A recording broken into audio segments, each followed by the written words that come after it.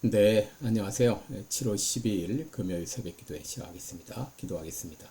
은혜로우신 우리 아버지, 주의 은총과 사랑을 감사와 찬송과 영광을 돌립니다. 하나님께서 또 우리들에게 복된 새날을 허락해 주었습니다. 하나님께서 우리에게 언제까지 생명을 주실지, 언제까지 우리에게 건강 주실지 우리 알지 못합니다. 그러나 그때까지 아버지, 우리가 할 수 있는 최선을 다해서 주님 앞에 영광 돌리며 또 힘을 다하며 많은 열매로 주님 앞에 갚아드리는 우리들 되게 하시고, 어찌하든지 매 순간순간 하나님을 기쁘시게 하는 마음으로 살아가는 우리 모두가 되게 하여 주옵소서. 하나님 아버지, 시간도 연약한 중에 있는 성도들 긍휼을 베풀어 주시고 주의 능력의 손으로 어루만져 주시사 깨끗이 나음을 얻게 하여 주옵소서. 하나님 아버지, 세계 만방에서 복음을 증거하고 있는 우리 모든 선교사님들 긍휼을 베풀어 주시사 아버지 귀한 말씀을 능력 있게 잘 증거함으로 수많은 사람들이 주님 앞에 돌아오는 놀라운 역사가 있게 하여 주옵소서. 시카고 필라델피아 교회를 긍휼히 여기시사 우리 교회를 통하여 수많은 사람들을 주님 앞으로 인도하는 구령의 사명을 감당하는 우리 교회가 되게 하여 주옵소서. 오늘 하루도 주님 앞에 의탁하며 예수님의 이름으로 기도드리옵나이다. 아멘. 네, 찬송가 251장 부르겠습니다. 놀랍다 주님의 큰 은혜. 251장입니다. 예전 찬송가는 137장입니다.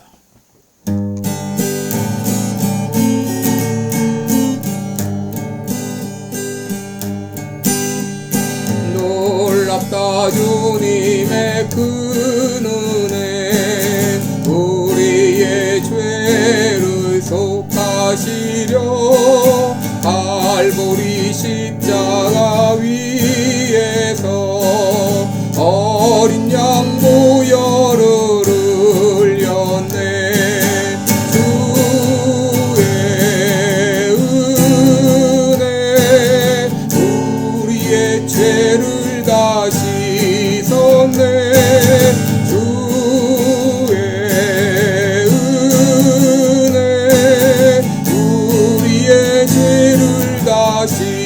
씻었네.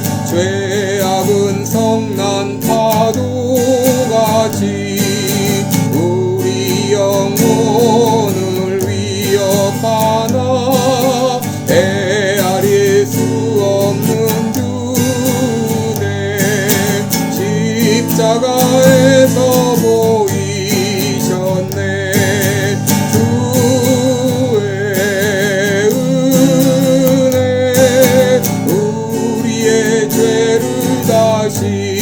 씻었네.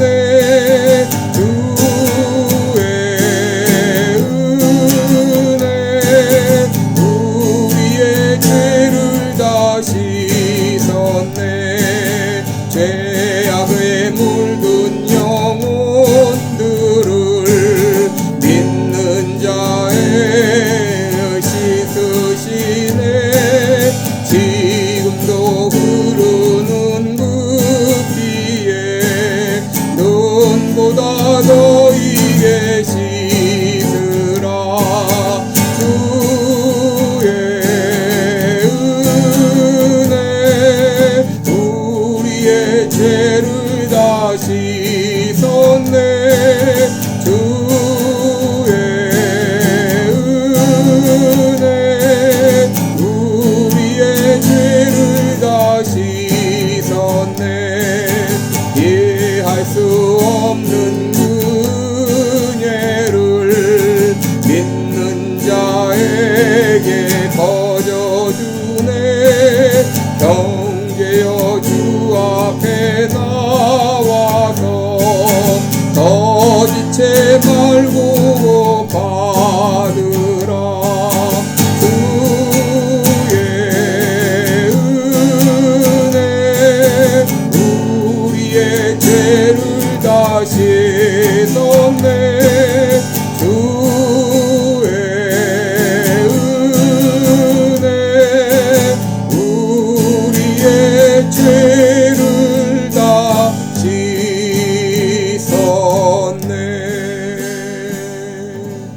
아멘.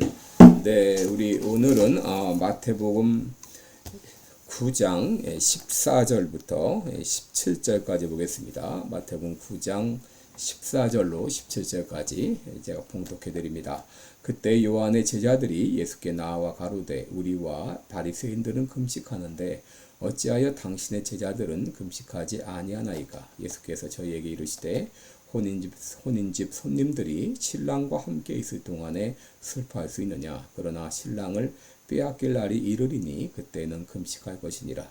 생배 조각을 낡은 옷에 붙이는 자가 없나니 이는 기운 것이 그 옷을 당기어 헤어짐이 더하게 되며 새 포도주를 낡은 가죽 부대에 넣지 아니하나니 그렇게 하면 부대가 터져 포도주도 쏟아지고 부대도 버리게 됨이라. 새 포도주는 새 부대에 넣어야 둘이 다 보존되느니라. 아멘. 네, 우리 오늘은 새 포도주는 새 부대에 이런 제목으로 함께 말씀을 나누도록 하겠습니다. 여러분, 우리가 살면서 항상 문제가 되는 것이 바로 내면의 문제죠. 참 우리 내면 혹은 내용이 참으로 중요합니다. 아무리 겉모양이 그럴듯하고 화려해 보여도 내면에 문제가 있으면 소용이 없습니다. 겉은 번지르하지만 속빈 강정이라는 그런 말도 있듯이 여러분 내면이 부실한 경우가 얼마나 많습니까? 그런데 우리는 종종 내면을 표현하기 위해서 형식이라는 그 외형을 사용하죠. 정성스러운 선물은 마음을 기쁘게 하고 때와 상황에 맞는 이 적절한 옷이 사람을 기쁘게 하듯이 이 좋은 형식은 내면을 잘 드러나게 한다고 하는 것입니다. 어느 날 세례 요한의 제자들이 예수님께 나와 한 가지 질문을 했습니다. 14절에 보시면 우리와 바리새인들은 금식을 하는데 어찌하여 당신의 제자들은 금식하지 않습니까? 라고 물었습니다. 여러분, 당시 유대 종파에는 네 가지가 있었죠. 바리새파, 사두개파, 에셈파, 그리고 열심당원들이 있었는데 여기서 이 사두개파와 열심당원은 현실 참여주의입니다. 정치에도 참여하고 때로 권력에도 아부하면서 살았는데 반면 이 바리새파와 에셈파는 지극히 종교적으로 바리새파는 율법 준수를 강조했고 에셈파는 금욕주의적으로 금식과 고행을 강조했습니다. 그런데 여러분, 세례 요한은 에셈파 출신이기 때문에 금식을 강조했을 것이고 이런 세례 요한의 가르침을 받았던 제자들은 금식을 하지 않는 예수님의 제자들을 보고 이상하게 여긴 것이죠. 여러분, 율법을 보게 되면 금식을 1년에 한 번 대속죄일에는 꼭 하도록 되어 있습니다. 그날에는 아무 일도 하지 말고 스스로 괴롭게 하라 라고 말했습니다. 그러므로 지금도 우리가 1년에 한 번 정도는 모든 세속적인 일을 멈추고 금식하면서 자신을 돌아보는 일은 필요한 일입니다. 그리고 전쟁이나 이 국가적인 위기 상황에서 금식하라 라고 했습니다. 그러나 이 평상시에도 금식이 의무화된 것은 아니었습니다. 그런데 당시 바리새파와 에셈파는 금식을 의무화했습니다. 금식을 한 것까진 좋은데 이로 인하여서 자기 의에 빠진 사람들이 많이 생겼다고 하는 것이죠. 여러분, 신앙생활이라고 하는 것은 하나님과 나와의 관계입니다. 기도도 금식도 하나님을 바라보면서 해야 되는데 그런데 이 바리새파와 에셈파는 자신들을 다른 사람들과 비교하면서 우리들은 금식한다 이렇게 하면서 영적 교만에 빠졌던 것이죠. 예수님은 그들의 질문에 비유를 들어서 대답하셨습니다. 신랑이 있는 동안에 결혼식에 손님들이 금식할 수 있느냐? 그러나 신랑을 빼앗길 날이 이르리니 그날에는 금식하리라 라고 말씀하셨습니다. 예수님은 자신을 결혼식의 신랑으로 그리고 제자들을 결혼식에 참여한 손님으로 비유하면서 신랑과 함께 있는 제자들이 금식하지 않는 것이 당연하다 이렇게 말씀을 하셨습니다. 여러분, 당시 유대인들의 결혼식은 주민들이 함께 참여하는 그런 마을 잔치였습니다. 남녀가 결혼을 하게 되면 신랑은 친구들과 함께 신부의 집으로 가게 되고 신랑은 신부의 부모로부터 이제 신부를 인계받아서 친구들과 함께 다시 신랑의 집으로 가서 자기 집에서 일주일간 거대한 성대한 잔치를 벌이게 됩니다. 그런데 이렇게 결혼잔치에 참여한 신랑의 친구들이 슬퍼할 수 있느냐 하는 것이죠. 그러면서 한 가지 이 교훈을 주셨는데, 그것은 새 포도주는 새 부대에 넣어야 된다라고 말씀을 하셨습니다. 새 포도주는 새 부대에 넣어야 된다. 새 옷을 잘라서 낡은 옷에 붙이지 않듯이 새 포도주는 새 부대에 넣어야 된다. 새 포도주를 낡은 부대에 넣는 것은 어리석은 일이며, 만약 그렇게 할 때 포도주도 부대도 버리게 될 것이다 라고 말씀하셨어요. 그렇다면 오늘 예수님께서 말씀하신 새 포도주와 새 부대는 무엇을 의미할까요? 여러분, 새 포도주는 복음을 의미합니다. 여러분, 예수님께서 왜 복음을 새 포도주에 비유하셨을까요? 당시 바리새인들은 율법적인 의와 또 유대인의 전통을 강조했죠. 그런데 율법적인 의나 유대인의 전통은 진리와는 무관한 것이어서 그것으로는 구원에 이를 수가 없습니다. 그러기에 그들은 이 참 구원의 기쁨을 맛보지 못했고 생명이 무엇인지를 제대로 알지 못했습니다. 여러분, 그들의 이제 전통은 죽은 것이었습니다. 그런데 복음은 생명이요 기쁨이기에 바로 복음을 새 포도주에 비유한 것이죠. 여러분, 이에 대한 적절한 비유가 바로 누가복음 15장에 나오는 잃어버린 아들의 비유입니다. 어느 집에 두 아들이 있는데 맏아들은 늘 아버지 곁에서 성실하게 생활했고 아버지의 말씀에 순종하며 살았습니다. 그런데 그의 순종은 의무적인 순종이었어요. 그것은 이 자기 동생이 집에 돌아왔을 때 그가 보였던 태도를 보면 알 수 있죠. 그런데 둘째 아들은 아버지의 유산을 받아서 먼 나라에 가서 허랑방탕하게 살다가 모든 재산을 다 탕진하고 먹을 것이 없게 되자 비로소 뉘우쳐서 아버지의 집으로 돌아가게 되는데, 아버지 집에 돌아온 그는 아버지가 그의 죄를 용서하고 이를 통해 아버지와의 관계가 회복이 되죠. 그는 용서의 기쁨을 깨달았고 아버지의 사랑을 깨달았습니다. 여러분, 여기 맏아들이 이 율법이라면 둘째 아들은 복음입니다. 그러기에 예수님은 이 복음을 새 포도주에 비유한 것입니다.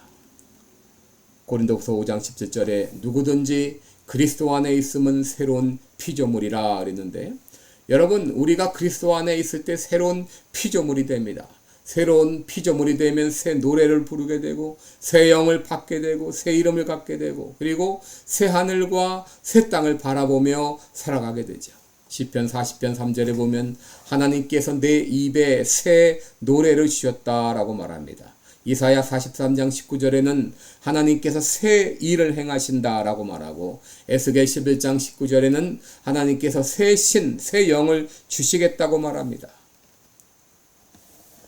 여러분, 왜 복음을 새 포도주에 비유하는가? 이것은 바로 새 포도주의 생동성 때문입니다. 여러분, 묵은 포도주는 더 이상 발효를 하지 않죠. 그러나 새 포도주는 계속해서 발효하기 때문에 살아 움직입니다. 여러분, 이것이 복음의 특성입니다. 이처럼 복음은 다이내믹하고 복음은 살아 역사하고 복음은 사람의 심령을 변화시킵니다. 복음은 무미한 곳에 맛을 내고 어두운 곳을 밝게 비춰주며 죽은 것을 살아있는 것으로 변화시킵니다. 그러기에 예수님은 복음을 새 포도주에 비유한 것이죠. 여러분, 우리가 진정 이 복음을 알고 복음을 믿고 복음을 받았다면 우리 안에서 새 포도주와 같은 이런 놀라운 역사가 일어나게 되는 것이죠. 여러분, 새 포도주가 복음이라면 새 부대는 무엇을 의미할까요? 새 부대는 우리의 마음을 의미합니다. 여러분, 모든 마음이 있지만 모든 마음이 다 새 부대가 아닙니다. 낡은 부대도 있어요. 낡은 부대로는 새 이 포도주를 복음을 받아들이지 못한 것이죠. 여러분, 우리가 새 포도주인 이 복음을 받아들이려면 우리의 마음이 바로 이 새 마음이 되어야 됩니다. 새 부대가 되어야 됩니다. 여러분, 유대의 전통은 낡은 부대죠. 이런 낡은 부대를 가지고는 새 포도주와 같은 복음을 담을 수가 없습니다. 그러므로 여러분, 우리 마음이 새 부대가 되어야 됩니다. 새 부대가 되어야 되려면 여러분, 우리의 마음이 새로워져야 됩니다. 그렇다면 우리들은 어떻게 새 부대가 될 수 있을까요? 여러분, 먼저 심령이 가난한 자가 되어야 됩니다. 하나님 앞에 통회하고 자복하는 마음을 가져야 됩니다. 내 자신에게는 아무런 의가 없다는 것을 알고 두 손 들고 하나님께 나아갈 때 여러분, 우리의 마음이 새 부대와 같은 마음이 될 수 있습니다. 여러분, 예전 이스라엘에는 성막이라는 것이 있었죠. 이 성막은 하나님의 임재의 상징이었습니다. 이스라엘 백성들은 성막을 보면서 하나님이 함께 계시는구나. 그리고 성막의 구름을 보면서 구름이 떠오르면 그들은 떠나가고 구름이 머물러 있으면 또 머물고 하나님의 인도를 인식하며 살았습니다. 그런데 그들이 가나안 땅에 정착하고 성전이 지어지면서 그들에게 하나님의 임재에 대한 의식이 사라지기 시작했어요. 그들은 하나님이 어디나 계신 하나님이 아니라 그저 하나님은 성전에만 머물러 계시는 하나님으로 그렇게 제한시키기 시작했습니다. 그러면서 그들의 제사는 점점 형식화되지 못하고 하나님의 임재를 의식하지 못한 채 예배드리기 시작했어요. 여러분, 하나님은 그들이 지은 성전 안에 계시지 않는다, 이렇게 선언까지 하셨어요. 여러분, 성전과 같은 굳은 마음으로는 새 부대가 될 수 없습니다. 성막과 같이 늘 하나님의 임재를 의식하고 바라볼 때 새 부대와 같은 마음이 되는 것이죠. 우리의 마음은 하나님이 거하시는 성전입니다. 너희가 하나님의 성전인 것과 하나님의 성령이 너희 안에 거하시는 것을 알지 못하느뇨 라고 말씀하셨죠. 여러분, 우리 안에 하나님의 성령이 거하십니다. 그 성령님의 인도를 우리가 인식하고 임재를 인식하고 인도에 민감하게 반응하며 순종하며 살아갈 때 여러분, 우리의 마음이 새 이 부대와 같은 마음이 될 수가 있어요. 에스겔서 11장 19절에 내가 그들에게 일치한 마음을 주고 그곳에 새 신을 주며 그 몸에서 굳은 마음을 제하고 부드러운 마음을 주며 내 율례를 좇으며 내 규례를 행하게 하리니 그들은 내 백성이 되고 나는 그들의 하나님이 되리라 라고 말씀하셨습니다. 에스겔 36장 26절에서는 또 새 영을 너희 속에 두고 새 마음을 너희에게 주되 너희 육신에서 굳은 마음을 제하고 부드러운 마음을 줄 것이라고 했습니다. 여러분, 복음은 새 포도주와 같습니다. 복음에는 약동성이 있습니다. 생동성이 있습니다. 복음은 살아 움직입니다. 그러나 그 복음을 받을 부대가 준비가 됩니다. 새 부대가 준비되어야 됩니다.